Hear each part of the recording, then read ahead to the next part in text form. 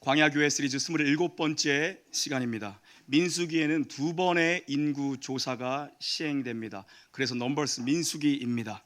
1장에 인구조사가 나오고요, 그리고 26장에 가면 또 한 번의 인구조사가 나옵니다. 대상이 다르죠. 1장의 인구조사는 1세대, 광야 1세대의 인구조사입니다. 그리고 26장, 다음 장인 26장에 가면 2세대의 인구조사가 등장합니다. 인구조사를 시작으로 해서 민수기는 전반전과 후반전으로 나눠집니다. 그러니까 오늘 25장이잖아요. 26장에 가면 인구조사를 해요. 그러니까 오늘 25장의 바알볼 사건, 이것이 공식적으로 1세대 마지막 이야기가 된다는 것입니다. 이제 공식적으로 26장부터는 2세대가 등장합니다.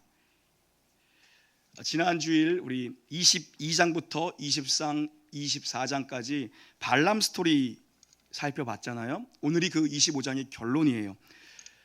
그리고 이 이야기 끝나면 두 번째 인구조사가 광야에서 실시됩니다. 무슨 말입니까? 이제 새로운 세대가 공식적으로 출범한다는 겁니다. 발람과 관련된 이 이야기, 바알부올 사건이에요. 25장은요. 바알부올 사건이 광야의 마지막 사건입니다. 마지막 사건이에요. 장소적으로는 모압 평지, 1절에 보니까 모압 평지의 시딤입니다. 여기가 시딤에서 가나안 입성 전에 마지막으로 이스라엘 백성이 진을 친 겁니다. 강 건너편이 여리고예요. 여리고까지 10여 킬로입니다. 그래서 여기서 여리고의 정탐꾼도 보내잖아요. 여기서 보내는 거예요. 정말 눈앞에 가나안이 있습니다. 근데 여기서 초대형 사고가 터집니다. 이 바알볼 사건으로 말미암아 38년 전에 가데스 바네아에서 그들이 하나님 앞에 내놓았던 이 불신앙의 보고 때문에 다 죽는다. 가데스의 반역이 초래한 1세대의 죽음이 여기서 완전히 마무리됩니다. 이제 몇 명 남아있던 1세대 사람들 여기서 다 끝나고 2세대의 인구조사가 이제 시작이 되는 거거든요. 우리 쭉 살펴보고 있는데요, 광야에서 가장 큰 배교 사건 중에 하나가 오늘 바알부올 사건입니다. 광야에서 수많은 사고들이 터졌잖아요. 그 중에 가장 큰 게 바알부올이에요. 출애굽기 32장은 이제 광야 출발할 때 이야기였어요. 십계명 모세가 받으러 갈 때 이야기. 그리고 이거는 이제 끝의 이야기예요. 이제 40년째 해의 이야기라고요. 이제 강만 건너면 가나안 땅이에요. 출발할 때 32장에서 출애굽기 32장에서 초대형 사고 터졌죠. 뭡니까? 금송아지 사건. 그리고 말기에 바알볼 사건이 있는데요, 두 개 상당히 유사한 사건이에요. 비슷해요. 둘 다 우상숭배 사건이었고요, 둘 다 음행 사건이었어요. 그리고 둘 다 집단적으로, 개인적이 아닌 집단적인 배교 사건이었어요. 그래서 금송아지로 3,000명 죽어나갑니다. 그리고 오늘 바알볼 사건으로 24,000명이 죽어나갑니다. 하나님이 이 바알볼 사건을 엄청 크게 다루세요. 성경의 곳곳에서 이 사건이 기록되는데 좋게 나온 적 한 번도 없고요. 너희들 바알볼의 이 음행 사건을 기억하고, 이 음란한 사건을 기억하고 정신 차려라 교회야. 성도들이여, 마지막 때가 되면 이 음란한 사건들이 판을 치게 될 것이니까 정신 차려라. 도처에 나옵니다. 지난주 이야기 잠깐 복습하면요, 하나님이 발람의 저주를 막아주셨잖아요. 입을 막 삐뚤어뜨려서 발락의 사주를 받고 발람이 이스라엘 백성들을, 너무 이스라엘이 강성해진 거야.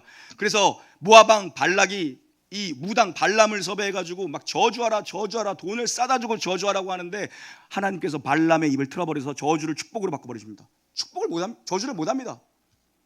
그리고 심지어 발람의 당나귀의 입을, 동물의 입을 여시면서까지 하나님께서 이스라엘 백성들을 지키셨는데, 지금 이스라엘 백성들을 무너뜨리고 망하게 하는 악의 연대가 음지에서 막 보이지 않게 막 이랬다고요. 악한 영들이 막 연대했다고요. 이스라엘 백성들 이거 몰라요. 감추어진 사건이에요. 몰라요. 누가 일하신 거예요? 주가 일하시네. 하나님이 지금 다 맡고 서 계셨습니다. 하나님 홀로 싸우셨고, 하나님 너무 홀로 분주하게 일하셨어요. 여러분 삶의 평안은 그냥 주어지는 게 아닙니다. 보이지 않는 곳에서 하나님이 맡고 계시고, 하나님이 지키고 계시고, 하나님이 엄청 하나님의 열심으로 뛰고 계시는 줄 믿습니다, 여러분. 그런데 문제는 뭡니까?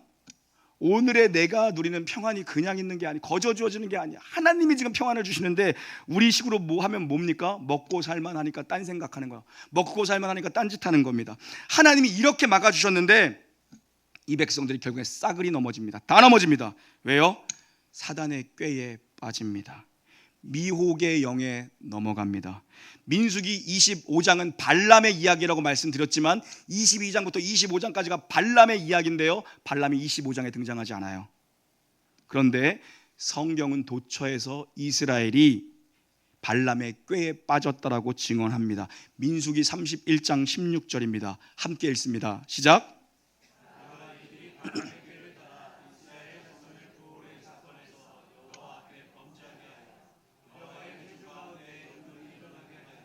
아멘. 누가 이 사건 만든 겁니까? 발람의 아이디어입니다. 발람이 만든 사건입니다. 저주를 하다 안 되니까는 이미 계약금도 받고 돈도 받았는데 뭐라도 해야 될 거 아니에요. 무당인데. 그러니까는 아이디어를 준 거예요. 정보를 제공한 거예요. 너희들 주특기 있잖아. 그 모압 여자들, 미디안 여자들 예쁘잖아. 발락이 미디안 장로들을 찾아가서 발람을 초빙해오라는 아이디어를 얻었잖아요. 그러니까 모압과 미디안이 한 통속이었던 거예요. 그러니까는 야, 니네 주특기 있잖아. 음란으로 꼬셔. 다 넘어갈 거다 쟤네. 이게 제대로 먹혀 들어갑니다. 그래도 쟤네가 여호와 신앙을 가진 애들인데, 그래 시내산에서 여호와를 예배하겠다고 여기까지 그래도 조나사나 온 애들인데 그래도 믿음 있다고 떠드는 하나님 백성이라고, 여호와 백성이라고 하는데 대놓고 하면 안 나가는데, 야 여자 가지고 한번 넘어뜨려 보자. 그게 제대로 들어먹혔습니다. 발람이 준 이 발람의 꾀에 전부 다 넘어졌습니다. 쾌락으로 넘어졌습니다. 그러니까 이건 우발적 사건이 아니라 이스라엘을 멸망시키려는 악인의 꾀에 넘어간 겁니다. 그래서 우리가요, 영적이다, 뭐 저분은 영적이야, 뭐 이런 말 많이 하는 것 같은데, 분명히 알아야 될 게 여러분, 하나님께로부터 온 영만 있는 게 아니고 마귀적 영이 있다는 걸 분명히 아셔야 됩니다. 그러니까 영적인 얘기라도 함부로 하면 안 돼. 예? 마귀적 영이 있어요. 마귀적 영. 거짓 선지자들이 마지막 때가 되면 광명한 천사처럼 덤벼들어서 뭘 한다고요? 될 수만 있으면 성도들을 미혹한다고요. 미혹.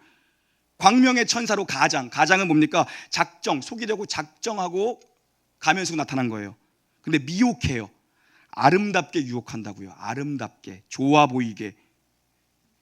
그래서 마지막 때로 가면 갈수록 성도들을 미혹해요. 주여 주여 주님의 이름으로 선지자 노릇도 합니다.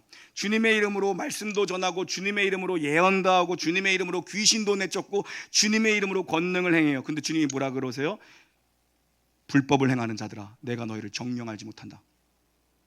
이슬람도 방언하고요, 이방 종교에도 기적을 해요. 스님 중에 공중부양하는 사람도 있어요. 나도 공중부양하고 싶어. 여기서 공중부양해서 설교하면 한 편에 한 5만 명은 모일 텐데. 공중부양. 스님들 공중부양해요. 공중부양 한다고요. 마지막 때가 가까울수록 미혹이 넘쳐납니다.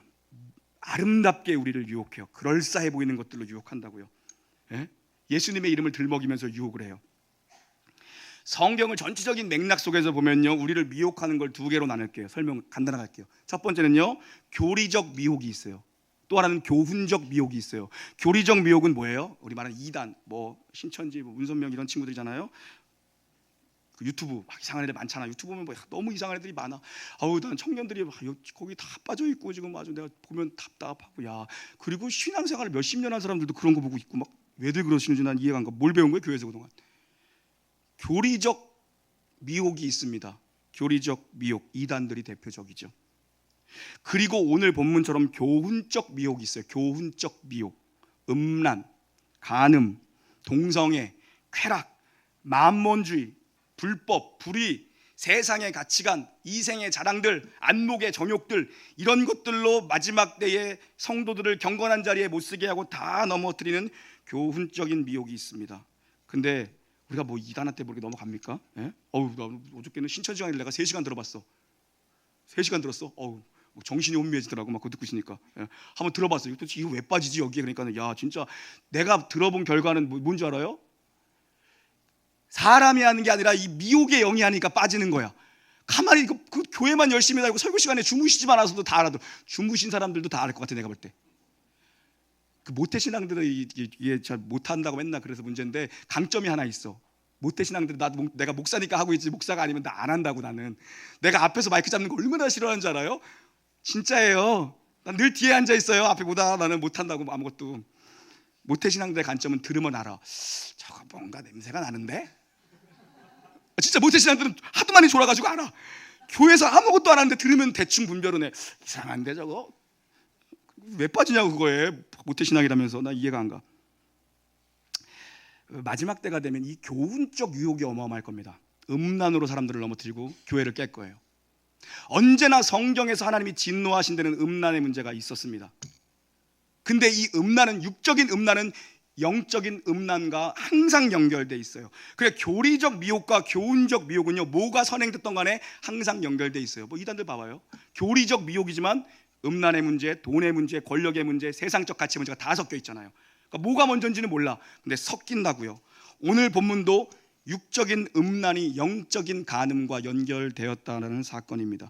요한계시록 2장 14절 함께 읽겠습니다. 시작.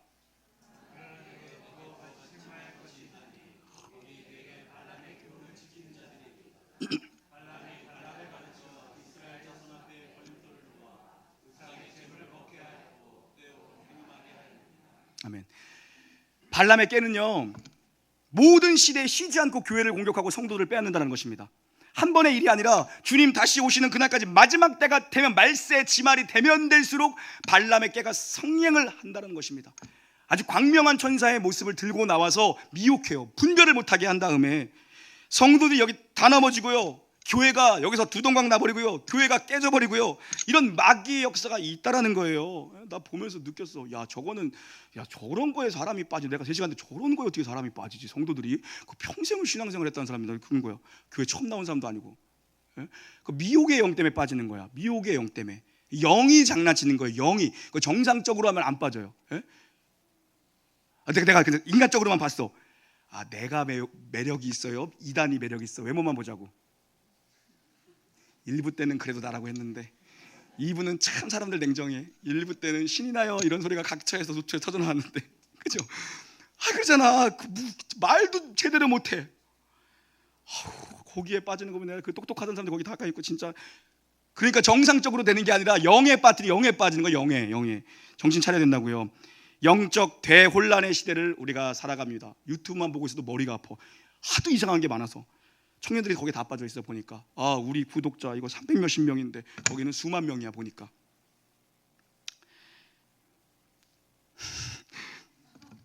좋아요 좀 눌러주고 그럽시다. 이렇게 합시다. 아까 우리 새가족부에서 회의했어. 좋아요를 많이 누르기로 오늘부터 회의하겠습니다.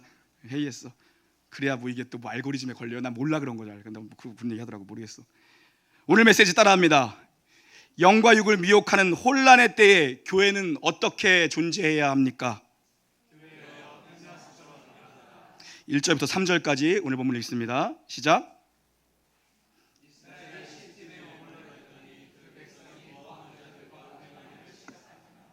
그 여자들이 자기 신들에게 제사할 때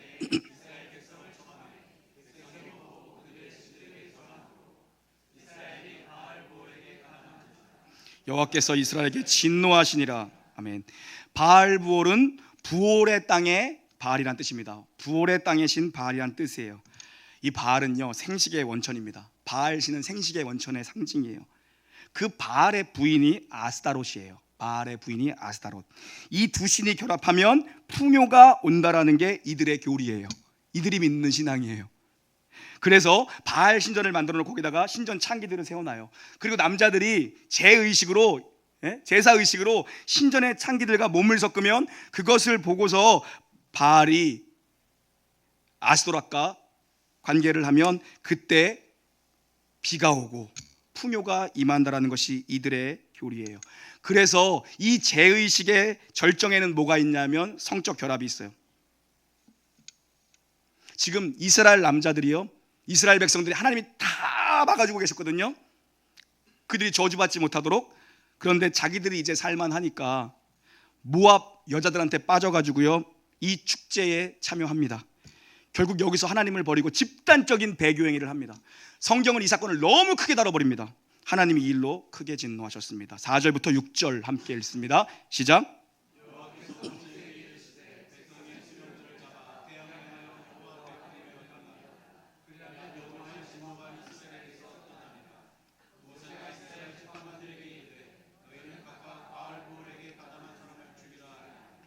이스라엘 자손이 온 회중이 회막문에서 올 때에 이스라엘 자손 한 사람이 모세와 온 회중의 눈앞에 미디안 한 여인을 데리고 그의 형제에게 온지라. 아멘. 아멘.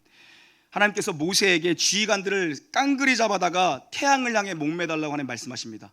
이거 무슨 메시지? 하나님의 메시지가 태양을 향해서 한다는 건 백주대낮에 공식적으로 이 일을 처리해버리라. 그리고 이거 누굽니까? 지휘관들, 각 수령들을 잡아다가 목매라 그러는데 성경학자들의 해석이 갈리는데 제가 볼 땐 여기서 모세가 침묵해버렸어요.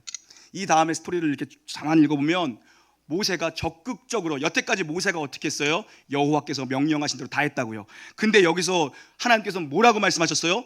야, 지휘관들 잡아다가 대낮에 태양에다 목 다가버려라. 그런데 모세가 뭐라고 얘기합니까? 그냥 여기 가담한 사람들 처리해버려, 이 정도로 끝내버립니다. 그리고 자기가 숨어버립니다. 모세도 뭐 말년이라 그랬을까요? 모르겠어요. 여호와께서 명령한 대로 했어야 되는데 하나님의 말씀을 축소시켜 버립니다. 모세가. 그리고 숨어버립니다.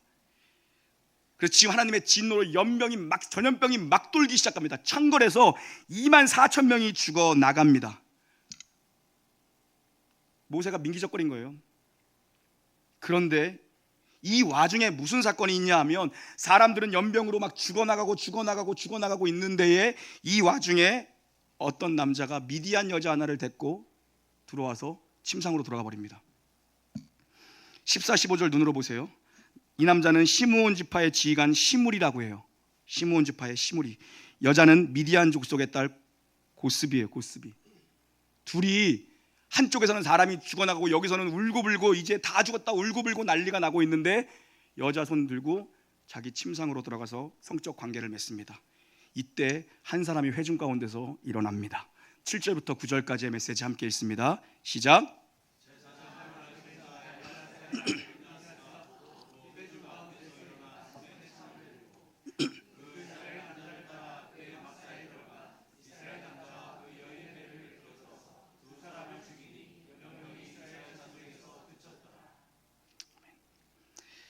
비느하스가 일어납니다. 비느하스, 아론의 손자입니다. 대제사장 아론의 손자. 아론 죽었죠. 아론이 죽으면서 누구에게 대제사장직을 위임합니까? 그의 아들 엘르아살에게 합니다. 엘르아살. 그 엘르아살의 아들이 비느하스예요. 자, 제사장 계보를 잠깐 정리할게요. 여러분, 새벽에는 몇 차례 얘기했는데 잠깐 정리할게요. 아론에게 4명의 아들이 있었어요. 1번, 2번, 3번, 4번 아들이 있었죠. 1번, 2번 어떻게 돼요? 나답과 아비후 죽죠. 그죠? 이제 3번, 4번 남았잖아요. 3번, 4번 엘르아살과 누굽니까? 이다말이 남아요. 엘르아살과 이다말. 오늘 이 사건으로 말미암아 하나님께서 말씀하십니다. 너에게 영원한 제사장의 계보를 주시겠다. 그죠? 그래서 이 비느하스, 엘르아살, 아론 3번 라인, 3번 형제 라인이 쭉 갑니다. 쭉 가요. 근데 중간에 사무엘 시대가 되면 잠깐 4번으로 틀려요. 4번이 갑자기 대제사장으로 등극하는 기간이 있어요. 4번 누구예요? 4번 아들 누구입니까? 우리가 잘 아는 사무엘 시대에 술 먹었냐 기도하는 거냐 누구예요?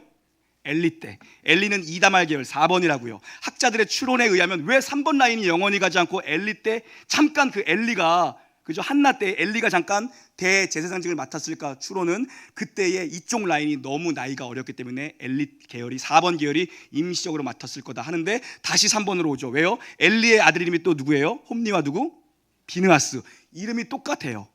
근데 이 비느하스는 엘리의 아들, 괜히 하나? 엘리의 아들 비느하스는 좋은 비느하스, 나쁜 비느하스? 나쁜 비느하스. 그래서 이가봇 하나님의 영광이 떠나갔다 비느하스가 돼요. 그런데 오늘 훨씬 앞에 있는 이 비느하스는 좋은 비느하스, 나쁜 비느하스요? 좋은 비느하스. 주일학교 때 설교 진짜 잘했어. 주일학교 설교 진짜 잘했을 것 같지 않아요? 주일학교 때는 애들이 벌떼처럼 몰려들었는데 요즘에 안 몰려드네. 여러분, 그래서 아론의 아들 엘르아살의 아들 비느하스가 창을 들고 일어납니다. 비느하스가 창을 들고 일어나요. 그래서 어떻게 합니까? 성막을 쫓아 들어가서 성막 문을 열어버리고 관계를 맺고 있는 자들의 등을 창으로 찍어버립니다. 그냥 뚫어버립니다. 2명을 한 번에 뚫어버립니다.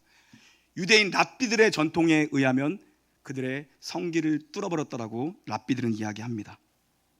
비느하스가 창을 들고 가서 2명을 한 번에 그냥 배를 관통해서 찔러버립니다. 그때 연병이 그쳐버렸습니다. 그때 전염병이 그쳐버렸습니다. 하나님께서 비느하스의 이 행동을 의롭다라고 여겨주셨어요. 10절과 13절 그 메시지입니다. 함께 읽죠. 시작.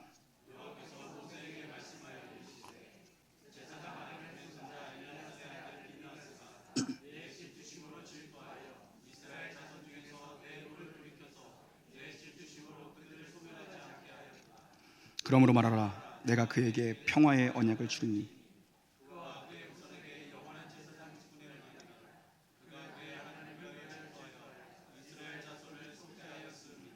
아멘.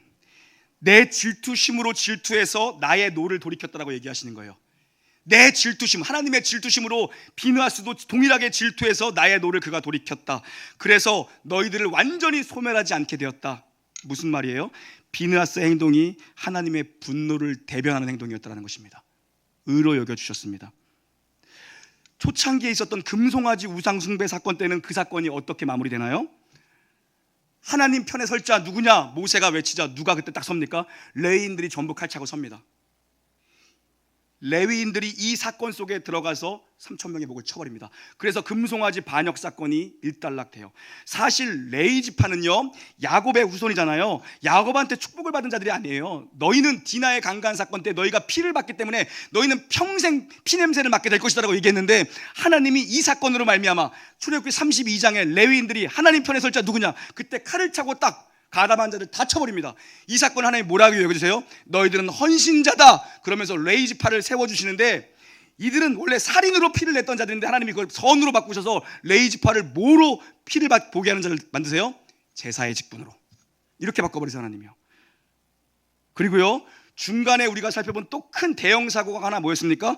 고라 반역 사건, 고라당 사건 때 하나님이 이걸 어떻게 정리하세요?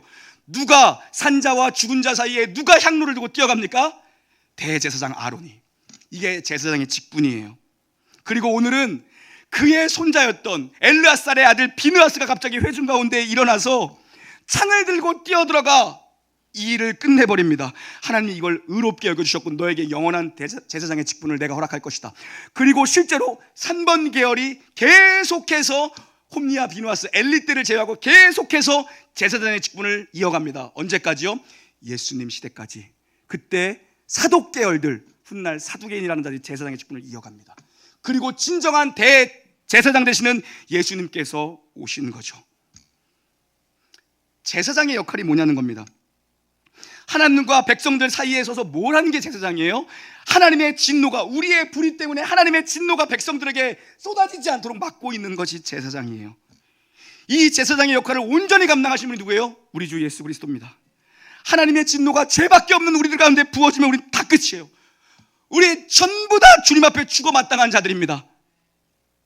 그런데 우리 주님께서 친히 이 땅 가운데 오셔서 친히 제물이 되어주셔서 영단번 제사, 효력이 있는 단 한 번의 영원한 제사로 우리의 불의 때문에 죽을 수밖에 없는 우리를 그분의 의로움으로 덮어주셨습니다. 이걸 로마서는 하나님의 한 의로움이 우리 가운데 나타났다. 그 의로움이 뭡니까? 우리 주 예수 그리스도의 십자가입니다. 우리가 십자가를 가증스럽게 여기는 일 가운데 서 있어야 됩니다. 여러분, 여기 물리쳐야 됩니다. 이 시대가 우리 주님께서 영단변 제사로 이루어진 십자가를 얼마나 우습게 여깁니까? 우리 다 죽어나가야 될 자들이야. 다 가늠한 자들이라고요. 다 불의한 자들입니다. 다 불법을 행한 자들입니다. 그런데 예수의 제사로 우리가 나음을 입은 거예요. 그런데 베드로는 여기서 한 걸음 더 나갑니다. 로마서에 한 의가, 그리스도의 한 의가 나타나서 우리의 불의를 덮어버렸다는 이 바울의 논지에서 베드로 사도는 한 걸음 더 나가서 우리에게 뭐라고 도전합니까? 너희가 이제는 왕같은 제사장이라고 도전합니다. 여러분, 이 땅 살아가면서 우리가 왕같은 제사장으로 살아가야 돼요. 제사장이 뭐 하는 거라고요? 하나님의 진노가 이 땅 가운데, 세상 가운데 부어지지 않도록 막고 서 있는 사람이 제사장이요 중보자입니다. 속죄 사역을 우리가 근데 뭐라고 합니까? 우리가 무슨 수로 우리가 이걸 막아냅니까? 그러나 우리 주 예수 그리스도의 이름이 선포되고 우리 예수 그리스도의 복음이 전파되고 우리 예수 그리스도를 우리가 온전히 예배할 때, 우리가 비느하스의 열심으로 일어날 때 하나님께서 우리를 긍휼히 여기시고 예수의 은혜로 하나님의 진노를 거두시고 우리 가운데 영원한 교회의 영광을 보여주실 줄 믿습니다. 여러분, 이 시대가 마지막으로 향해 가요. 성적인 취향이다, 성적인 대상을 자유롭게 선택하는 성적인 방종의 시대, 음란 방종의 시대를 넘어서 이제 온갖 형태의 성적 취향을 자기 권리라고 주장하는 자들이 수없이 일어나고 있고, 이것을 법제화하려는 시도들도 수없이 많은 말세의 지말의 때를 우리가 살아갑니다. 우리 민족은요, 성격이 급해서 망하는 것도 금방 망할 민족. 이런 말 하면 안 되나? 이 민족은요, 성격이 급해서 망하는 것도 금방 말 거예요. 뚝이 터지면 한순간에 무너질 겁니다. 터지면 한순간에 무너져요. 음란의 문제는 이 시대의 가장 큰 문제이고, 언제나 음란의 문제는 영적 배교와 언제나 연결되어 있습니다. 동성애 같은 문제를 가지고 우리는 이미 잘못됐어, 이거를 보수냐 진보냐의 두 동강을 내서 이걸 접근하는 것 자체가 이미 사탄적 지혜 다 넘어간 겁니다. 이건 그렇게 접근할 문제가 아니에요. 이걸 가지고 뭐 보수적인 사람이냐 진보적인 사람이냐, 동성애 문제를 그렇게 따지는 것 자체가 사탄적 미혹에 이미 이 세대가 다 넘어간 겁니다. 그런 차원의 문제가 아니죠. 그리고 또 하나, 동성애를 반대한다고 해. 근데 정작 나는 얼마나 정결하라는 거야. 그것만 나쁜 겁니까? 정작 나는 얼마나 정결하라는 겁니다. 재앙이 지금 이 시대 가운데 임해도 정말 이상하지 않은 시대를 우리는 살아가고 있습니다. 진짜 일어날 때는요, 제가 얘기했죠, 교회는 이 사회를 향해서 이렇게 보면서 영적인 흐름을 가지고 엎드려 있는 게 교회예요. 엎드려 있는 거예요. 영적인 흐름을 가지고, 아, 세상이 망하려고 저러고 있구나, 엎드려 있는 거예요. 근데요, 하나님의 백성들이 군대처럼 일어나야 될 때가 있으면 비느하스처럼 창들고 일어나는 거예요. 언제나 엎드려 있는 거예요. 엎드려 있지도 않고 일어나면 안 돼요. 교회는요, 그럼 맞아 죽어요. 엎드려 있는 겁니다. 근데 영적 간음과 영적 배교의 시대에 비느하스가 일어난 것처럼 창을 들고 일어날 때가 있어요. 다 찔러 죽이는 겁니다. 여러분, 우리가 시대가 흐름이 그렇고 뭐 사회가 그렇고 뭐 대세가 그렇고 뭐 애들 요즘 시대가 그렇고 사는 게 그런데 뭘 나라고 뭐.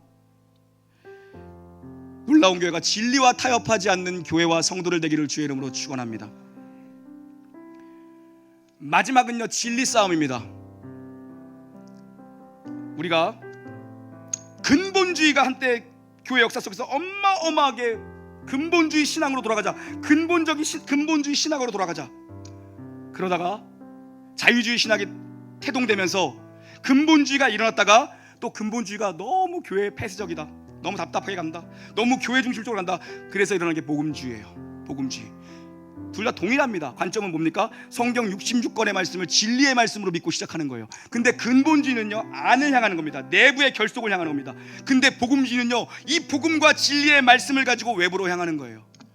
여러분, 중요한 건 마지막 때는요, 진리의 싸움이 될 건데 그냥 진리가 아니에요. 뭡니까? 성령께 붙들려 있는 능력 있는 교회가 돼야 됩니다. 여러분, 그죠? 죽어있는 신학이 아니에요. 성령께 붙들려 있는 진리가 선포되고 성령께 붙들려서 진리의 역사가 일어날 때 하나님께서 그런 교회 가운데, 그런 성도들 가운데 불붙듯 부흥을 허락하시고 이 나라를 완전히 바꿔내실 거라고 믿습니다. 여러분, 대세가 그러니까 대세 따라가면 안 됩니다. 진리와 타협하면 안 됩니다. 교회는 만만한 곳이 아닙니다. 여러분, 교회를 만만하게 생각하지 마. 교회를 너무 쉽게 생각하지 마십시오. 왠지 아세요? 교회는 우리 주 예수 그리스도 십자가의 피값으로 세운 게 교회입니다. 주님의 생명값이에요. 주님의 생명과 바꾼 게 교회라고요. 십자가 아래서 주님은 교회를 만드셨습니다. 우리 주님의 꿈은 언제나 얘기하지만 십자가와 교회였어요. 우리 예수님의 모든 사역의 모든 걸음걸음은 십자가를 향해 있었고, 그 십자가 밑에서 탄생된 게 뭡니까? 교회입니다. 요한아, 이제 너의 어머니다. 사도 요한에게 예수님께서 십자가에서 말씀합니다. 이제 너의 어머니다. 뭡니까? 영적인 가족이 십자가 아래서 태어났다는 것입니다. 십자가 아래서 자신의 생명과 바꾼 게 교회인데 교회가 무너지겠습니까? 우리 눈에는 교회가 연약해 보이고 교회가 약하고 이러다 교회가 무너지는 건 아닐까 생각하지만 그럴 일이 없습니다. 왜냐하면 예수 그리스도 십자가의 생명값으로 세운 게 교회이기 때문입니다. 여러분, 교회가 주님의 비전이고 교회가 주님의 꿈인데 시대와 함께 우리를 무너지도록 그냥 두시지 않을 줄 믿습니다. 여러분, 비누아스와 같은 교회가 바로 놀라운 교회를 주의 이름으로 축원합니다.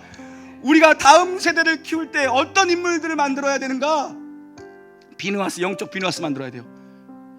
다니엘은 뜻을 정하여 제국이 바뀌고 정권이 바뀌고 모든 권력자들이 바뀔 때에 다니엘은 하나님께서 그를 90이 넘는 날까지 그 자리에 세워두셨습니다. 왜요? 다니엘이 좌파에 주셨습니까? 다니엘이 우파에 주셨습니까? 아니요, 다니엘은 위를 보고 있는 위파였어요. 하나님만 보고 있으니까는 왕조가 바뀌고 정권이 바뀌고 제국이 바뀌어도 하나님이 다니엘을 그 자리에 세워두시다는 것입니다. 여러분, 뜻을 정한 인생을 만들어야 됩니다. 영적 비누아스, 영적 다니엘이 일어나야 됩니다. 여러분, 우리의 다음 세대 가운데 이런 놀라운 정말 인물들이 일어나야 됩니다. 인물들이 일어나야 돼요. 여러분, 예? 비느하스, 하나님의 마음을 알았던 자, 하나님의 마음으로 일어난 자가 비느하스예요. 여기서 질투라는 단어가 지금 계속 나오죠. 질투가 카나라는 히브리어인데요, 질투라고 보통 번역되지만 또 하나 다른 번역이 있어요. 뭐냐면 질투 그리고 열정으로도 번역을 해요. 이 단어를요, 이 카나를요. 뭡니까?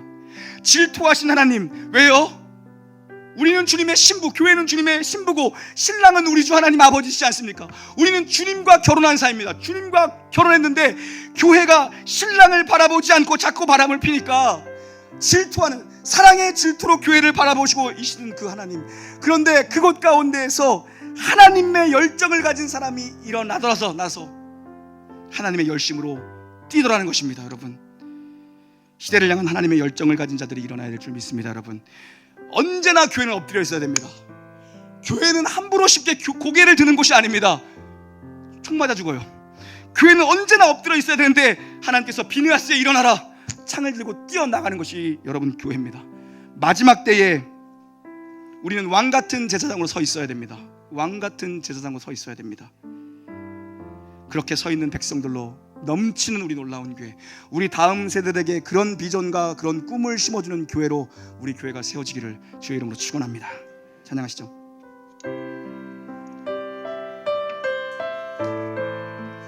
마지막 때 주님 다시 오실 때까지 믿음으로 달려가는 교회 되길 원합니다. 우리 함께 찬양하시죠. 주님 다시 오실 때까지, 주님 다시 오실 때까지 나는 이 길을 가리라. 좁은 길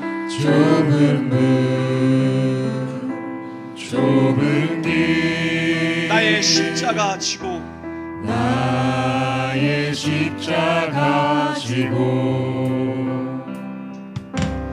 나의 가는 이 길 끝에서 나는 주님을 보리라. 영광의 내 주님 나를 맞아주시리. 주님 다시 오실 때까지, 주님 다시 오실 때까지 나는 일어나 달려가리라. 주의 영광 온 땅 덮을 때 나는 일어나 노래하리. 내 사모하는 주님 온 세상 구주시라. 내 사모하는 주님 영광의 왕이시라. 주님 다시 오실 때까지 나는 일어나 달려가리라. 나는 일어나 달려가리라. 주의 영광 온 땅 덮을 때 나는 일어나 노래하리라. 나는 일어나 노래하리. 내 사모하는 주님 온 세상 구주시라. 할렐루야. 내 사모하는 주님 영광의 왕. 우리 다시 한번 믿음으로 선포합시다. 주님 다시 오실 때까지, 주님 다시 오실 때까지 교회여 일어나라, 교회여 달려가라. 나는 일어나 달려가리라. 주의 영광 온 땅 덮을 때 나는 일어나 노래하리.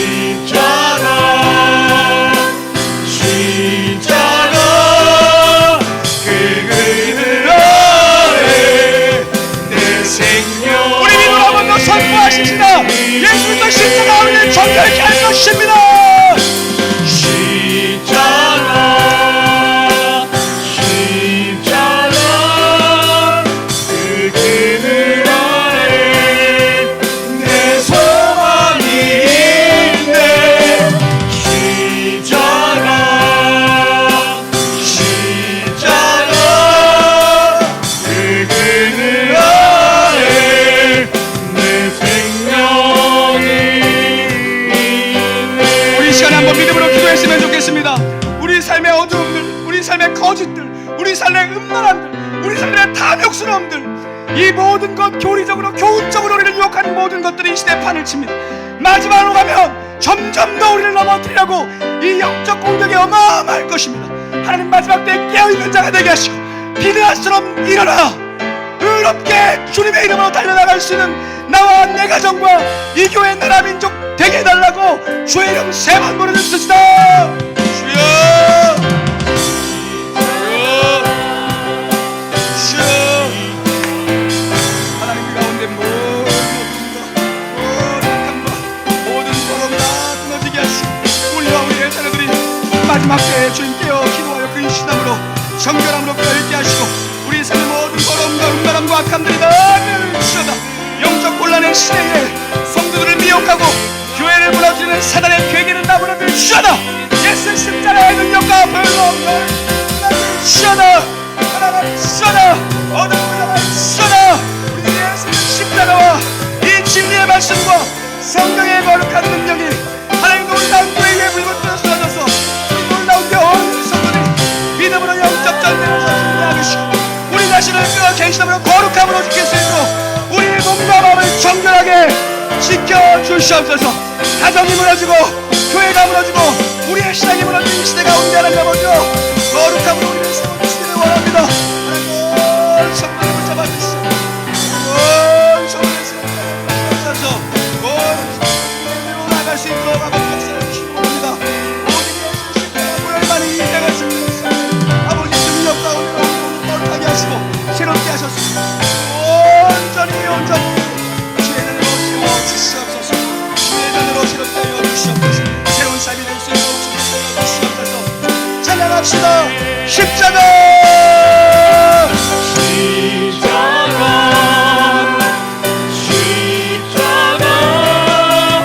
그늘 아래 내 소망이 있네. 십자가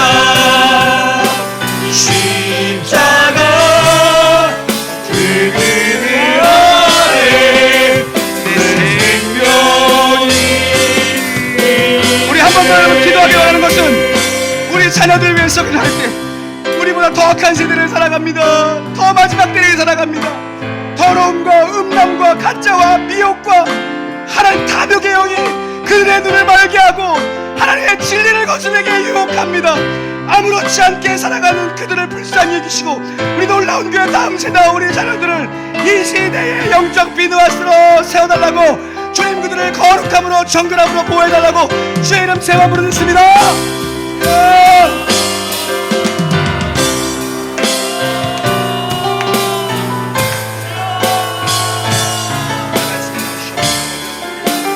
미혹의 시대를 살아갑니다. 하나님 쾌락의 시대를 살아갑니다. 어지러운 시대를 살아갑니다. 우리 주님 약속하셨사오니 마지막 날이 가까운 때어 정직하고 신앙으로 하나님이 무너가는 세대 가운데 왕같은 제사장으로 우리 아이들이 서 있으시고 아버지 역사여 아버지 아버지 여겨주시기를 원합니다. 주님을 거치시고 설기 없이 무너져가는 이 세대 가운데 하나님 우리 영을 주시고 우리 아이들 주님께서 먼저 봐주시기 원하오니 아버지 하나님 하시고 아버지 은혜로 붙잡아 주시옵소서. 주님이 구하시고 주님이 지키지 않으면 살 길이 없어 소망이 없는 세대입니다. 하나님 신의 영광을 거부하면서 말씀 위에 서 있는 우리 자녀들 됐습니다. 아버지 은혜를 내려주시기를 원하오니 아버지 역사여 주시옵소서. 아버지 십자가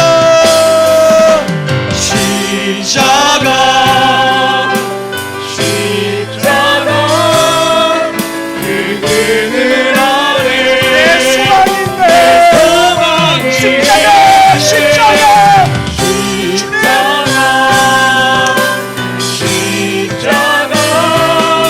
그